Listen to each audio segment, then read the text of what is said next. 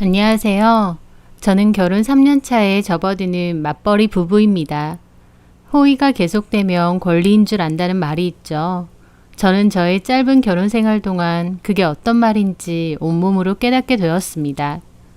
받는 건 당연하지만 주는 건 못하겠다고 했던 남편과 시댁, 그 뻔뻔한 사람들에 관한 이야기입니다.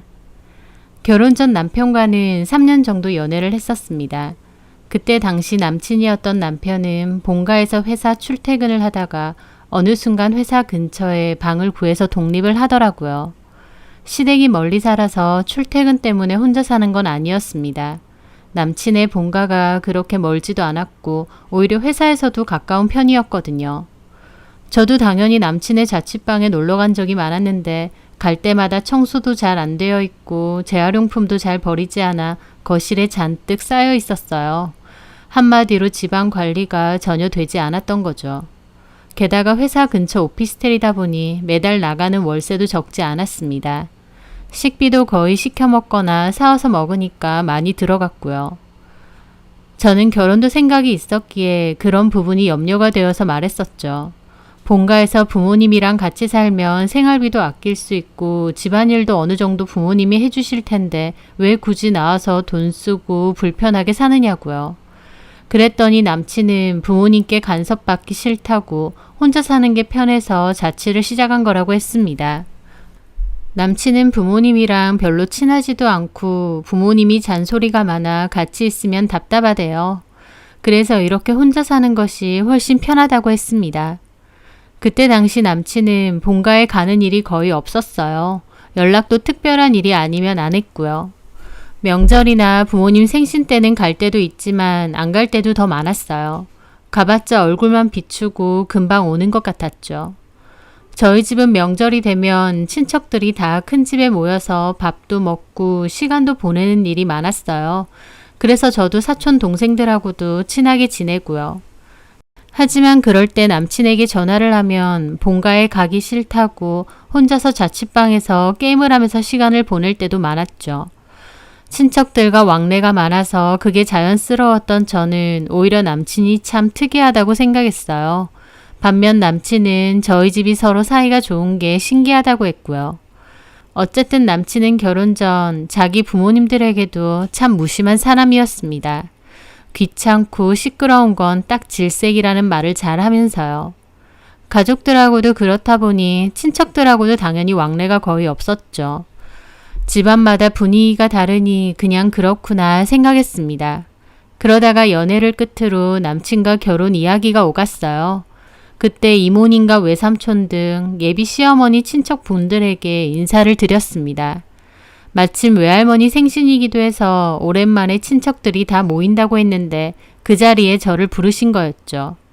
막상 가보니 남친 쪽도 친척분들이 많더라고요. 저희 집은 양가 친척들이 다 모여도 10명 조금 넘을까 말까인데 남친 쪽은 어머님 친척분들만 해도 15명은 좋게 넘겠더라고요. 남친에게 이런 일이 자주 있느냐 물어보니 거의 없는 일이라고 하면서 외할머니가 연세가 많으신데 생일을 몇 번이나 더 할 수 있겠나 싶어서 다 모인 거라고 했습니다. 게다가 저희도 결혼한다고 하니 겸사겸사 얼굴도 익힐 겸 저도 부른 거라고 했고요. 저도 그렇구나 했죠. 그렇게 남친의 친척분들께 인사를 다 드렸죠. 그 후 저희는 본격적으로 결혼 준비를 하게 됐습니다. 저는 본가에서 지내면서 직장 생활을 했기에 월급을 고스란히 잘 모아둘 수 있었습니다. 그렇게 제가 모아둔 돈이 6천만 원 정도 있었고 집에서 결혼한다고 하니 도움을 좀 주신다고 하셨어요. 그런데 남친은 따로 모아둔 돈이 겨우 500이 전부더라고요. 저한테 결혼하자고 하길래 당연히 모아둔 돈이 어느 정도 있는 줄 알았는데 끼케야 그때 살고 있었던 오피스텔 보증금 2,500만 원이 전부였습니다.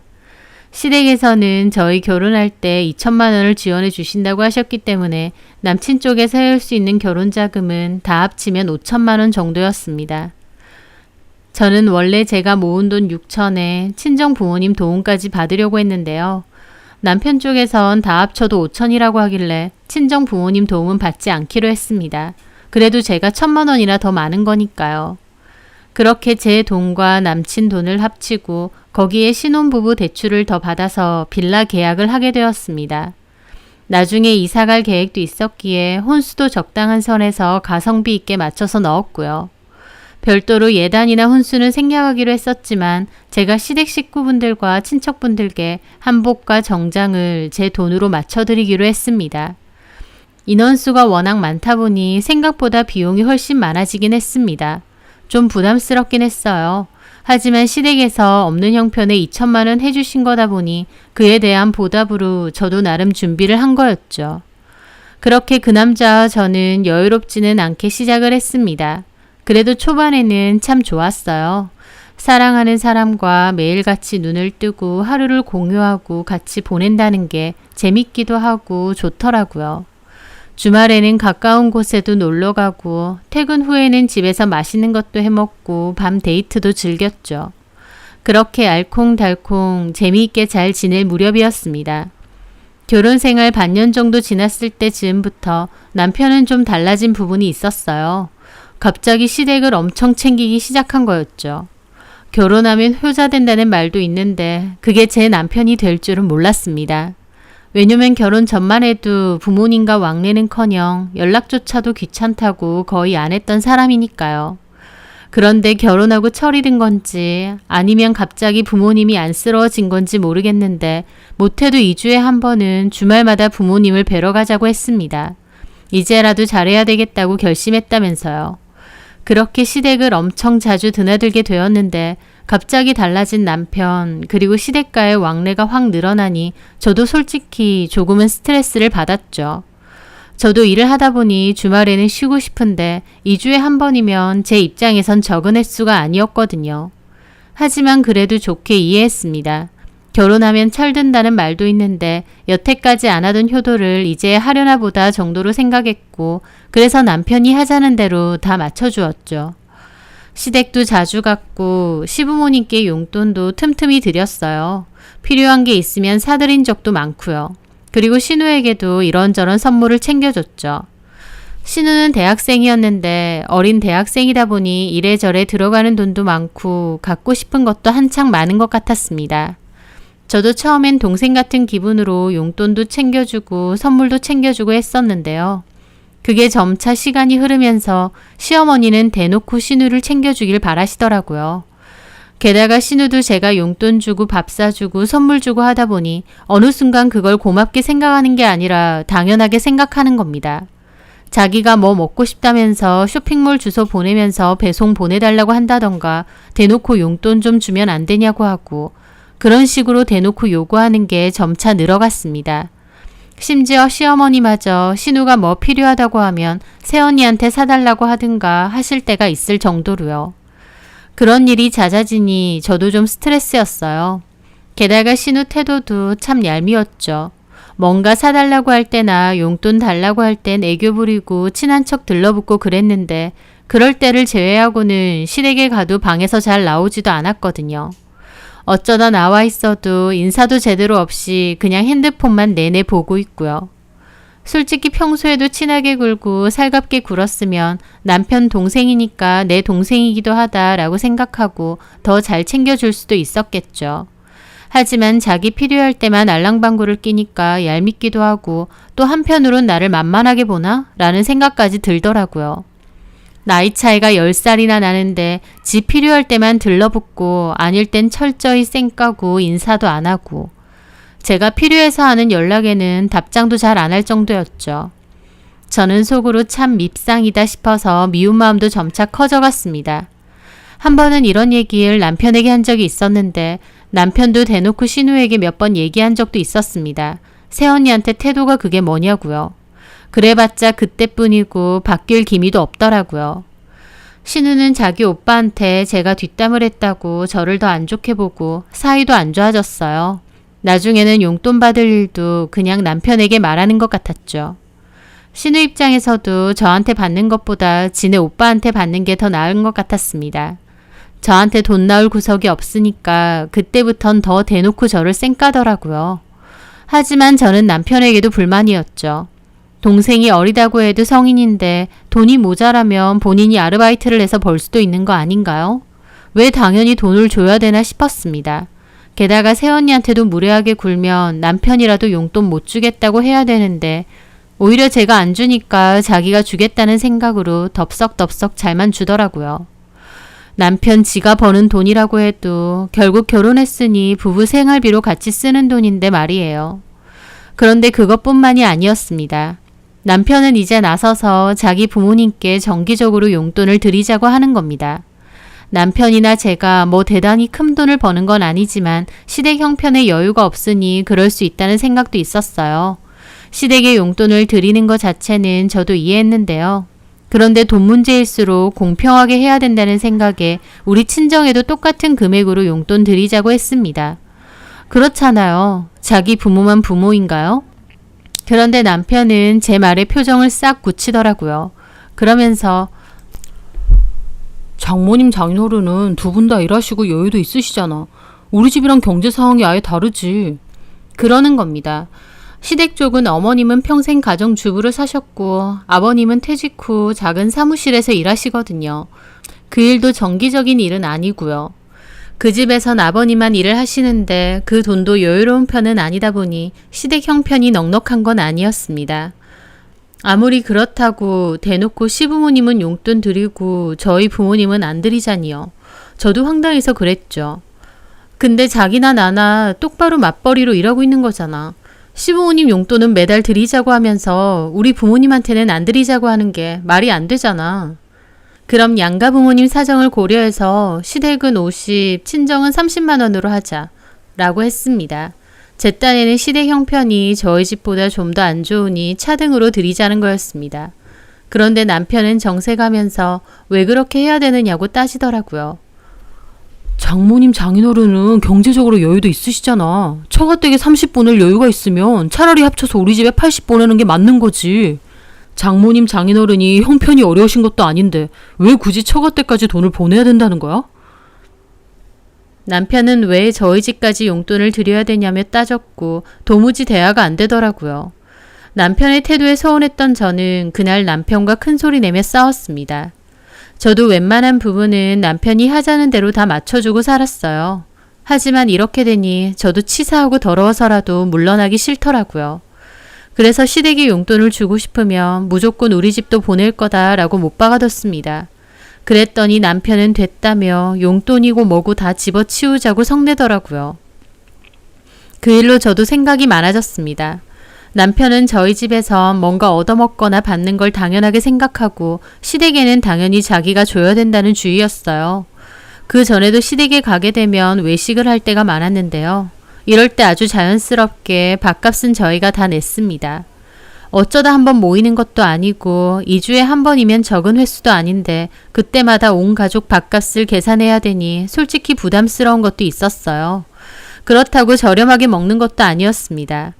씨는 좀 유명한 맛집이나 비싼 레스토랑에 잘 가고 싶어 했다 보니 시댁 식구들과 저희 부부 다 합쳐서 먹고 나면 돈도 꽤 많이 나오더라고요. 식사 후에 시부모님은 자연스럽게 계산서를 저희 남편에게 주십니다. 본인들이 사신 적은 단 한 번도 없죠. 반면 저희 친정은 잘 가지도 않았지만 어쩌다 가게 되어도 저희 친정아버지가 다 계산을 하시거든요. 그럴 때 남편도 자기가 나서서 계산하겠다던가 한 적도 없고요. 당연하다는 듯 저희 아버지에게 얻어먹었습니다. 가뜩이나 2주에 한 번 시댁 가는 것도 좀 피곤한데 카드 내역서 볼 때마다 너무 스트레스를 받는 거예요. 카드값이 너무 많이 나오니까요. 저나 남편이 돈을 엄청 잘 벌고 그러면 또 상관없을지도 모르죠. 하지만 뻔한 월급쟁이들인데 카드값은 장난이 아니었습니다. 이래서 어느 세월에 빚 갚고 집을 장만하나요? 시댁 식구들은 도와주지는 못할 망정 더 힘들게만 하시더군요. 그런데 돈 문제야 둘째치고 제가 진짜 섭섭한 건 따로 있었습니다. 저는 아주 당연하다는 듯이 2주에 한 번 시댁에 갔는데 정작 저희 남편은 저희 친정은 거의 가는 일이 없었거든요. 제가 남편한테 이번 주에는 우리 집에 가자고 하면 싫다고 하거나 저보고만 가랍니다. 자기는 저희 부모님이 너무 불편하고 어색하대요. 그 말 듣는데 저 너무 황당하더라고요. 그러면 저는 마냥 편하고 좋아서 그렇게 시댁 식구들을 뻔질나게 보나요?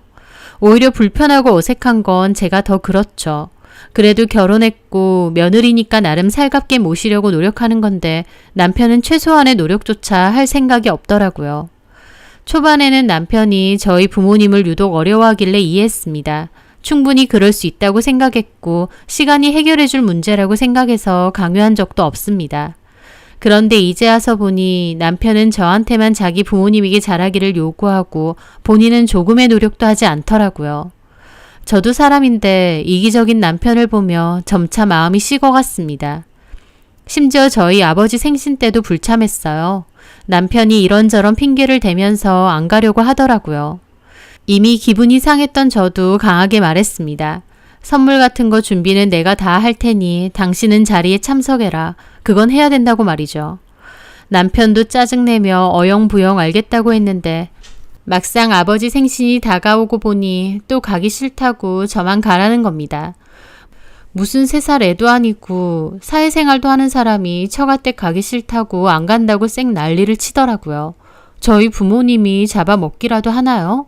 오히려 가면 사이라고 잘해주시고 챙겨주십니다. 남편은 꺼다 놓은 보릿자루처럼 밥이나 먹고 폰 보고 앉아있다가 오는 게 전부고요. 그런데도 남편이 말하기로 자기는 처가댁에 가면 불편해서 미칠 것 같답니다. 자기는 성격이 원래 그러니까 자꾸 강요하지 말라고 하면서요.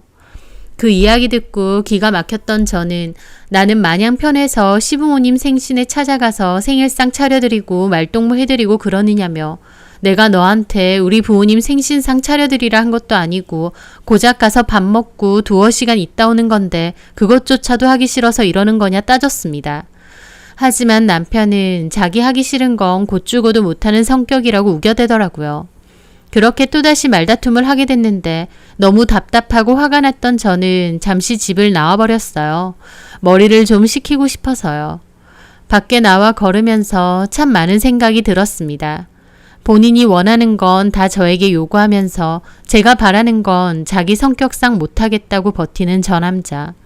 이렇게 사는 게 맞는 건지 많은 고민을 했죠.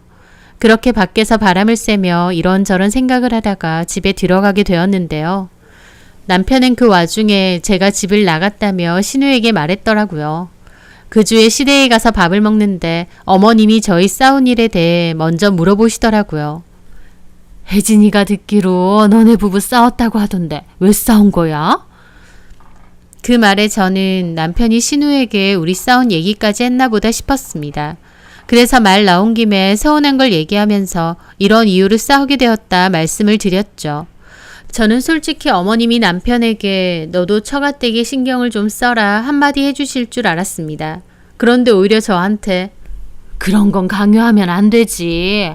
그렇게 어색하고 불편하다는데 억지로 자꾸 봐서 뭐해. 본인이 느끼고 더 잘하게 되는 시기가 있으니까 네가 닥달하지 말고 믿고 기다려줘. 그러시는 겁니다. 저 너무 황당하더라고요. 저는 진심으로 시댁이 하나도 안 불편하고 마냥 좋아서 오는 건 줄 아시는 건가 싶었습니다. 가뜩이나 남편에 대해서 또 이 결혼 생활에 대해서 많은 생각이 있었던 저는 어머님 그 말씀에 완전 서운함이 폭발하고 말았죠. 그래서 먹던 수저를 내려놓고 말씀드렸습니다. 어머님, 저도 시댁 오는 거 마냥 편하고 좋은 거 아니에요. 맞벌이 하는데 주말에 저도 쉬고 싶지. 여기 와서 집안일 돕고 음식하고 어머님 아버님 얘기 들어드리고 저라고 그게 마냥 좋아서 하겠나요? 결혼했는데 어떻게 본인 좋은 것만 하고 사나요? 어머님 말씀대로라면 저도 시댁 오는 거 불편하니까 앞으로는 남편 혼자서만 와도 되겠네요. 라고 했습니다. 결혼 기간 내내 저렇게 말한 적이 한 번도 없는데 제가 흥분해서 저렇게 말하니 어머님 아버님 입이 떡 벌어지시더군요.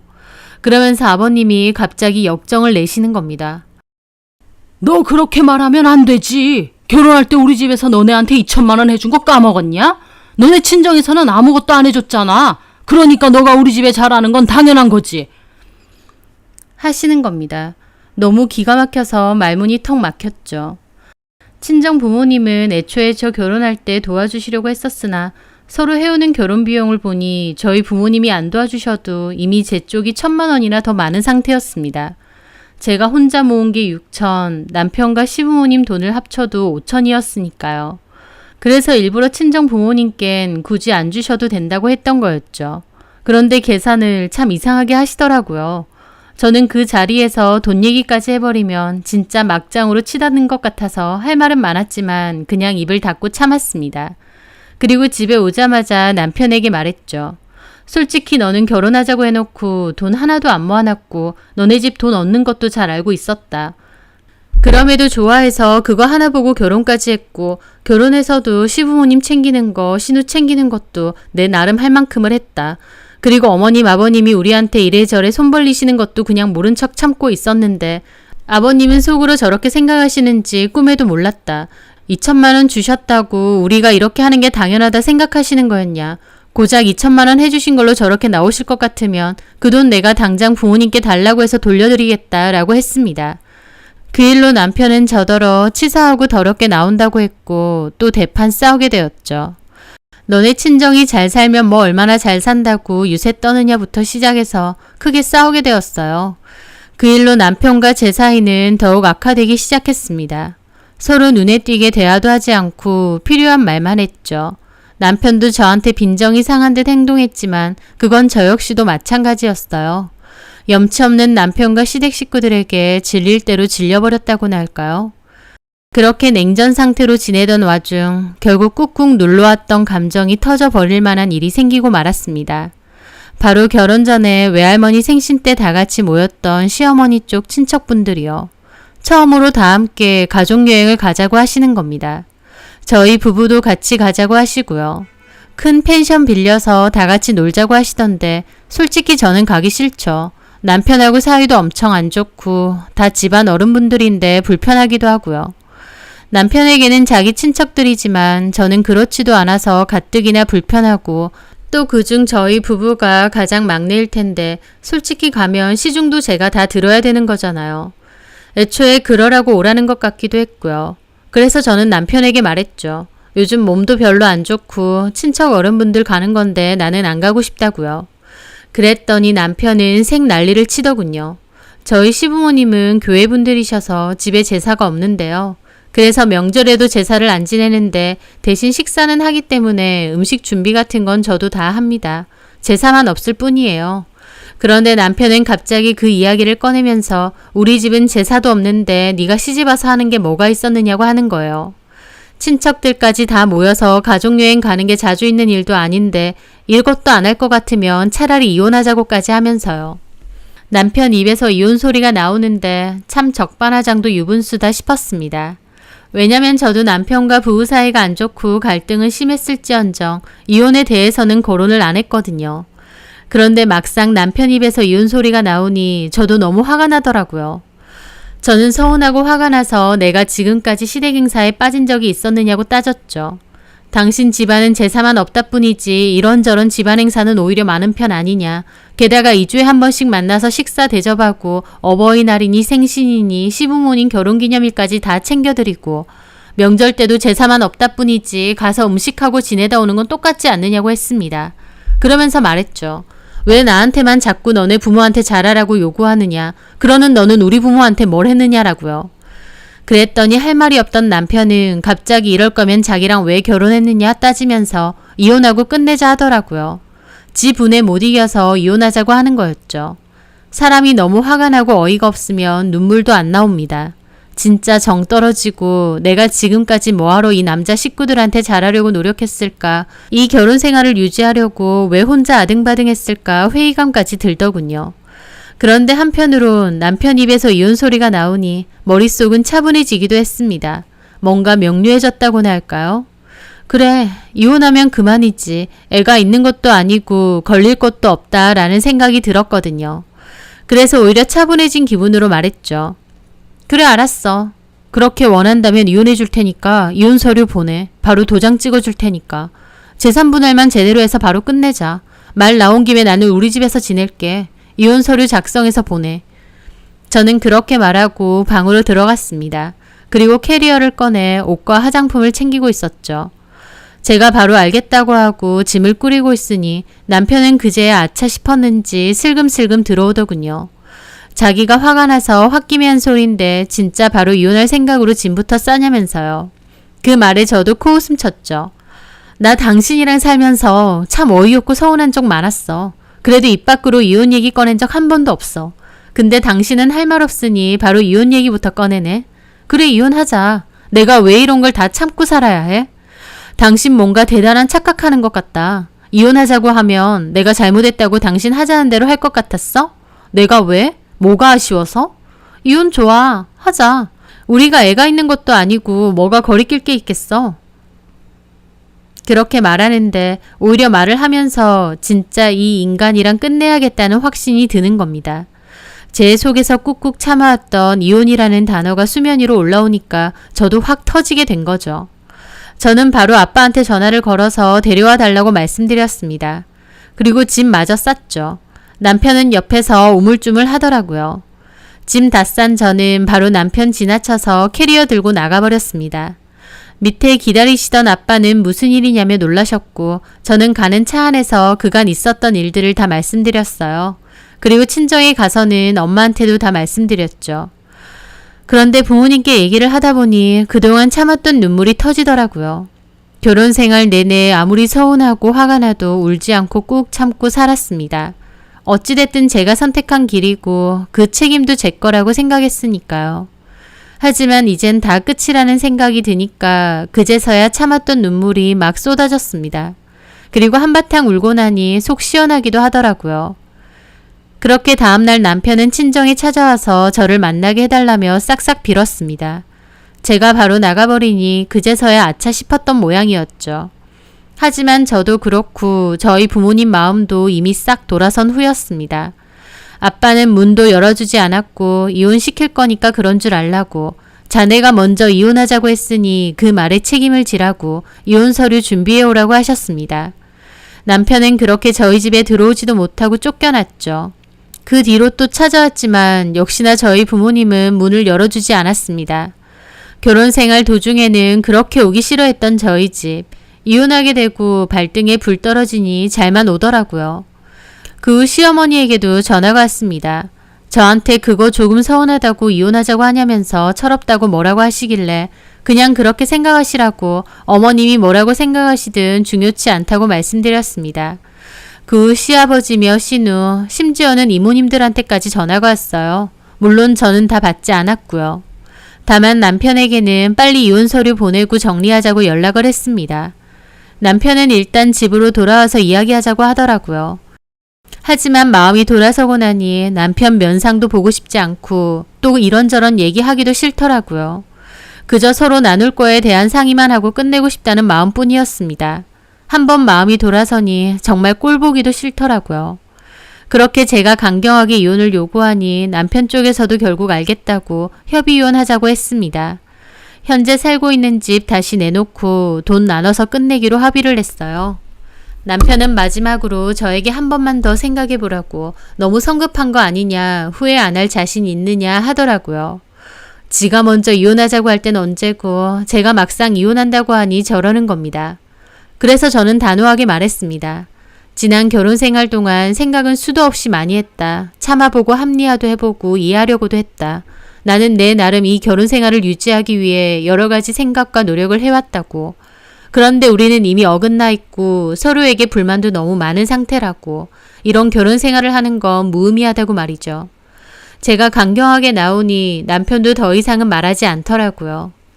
결혼하고 나서 갑자기 효자가 되어 본인 부모님한테는 잘해야 된다고 강요했던 남편. 저희 부모님에게도 똑같이 잘하려 노력했으면 제가 이렇게 마음이 돌아서지는 않았을 겁니다. 받는 건 당연하지만 주는 건 절대 싫다고 했던 그 남자와 시댁 식구들. 참 뻔뻔스러운 것도 집안 내력이 아닌가 싶습니다. 무슨 배짱으로 남편은 먼저 이혼하자고 나왔는지 참 신기해요. 자기 딴에는 그걸 무기라고 생각했던 모양인데 저를 얼마나 무시했으면 이혼이 무기라고 생각했을까요? 그동안 좋은 게 좋은 거라고 참아주고 받아줬더니 저를 아주 물러본 모양입니다.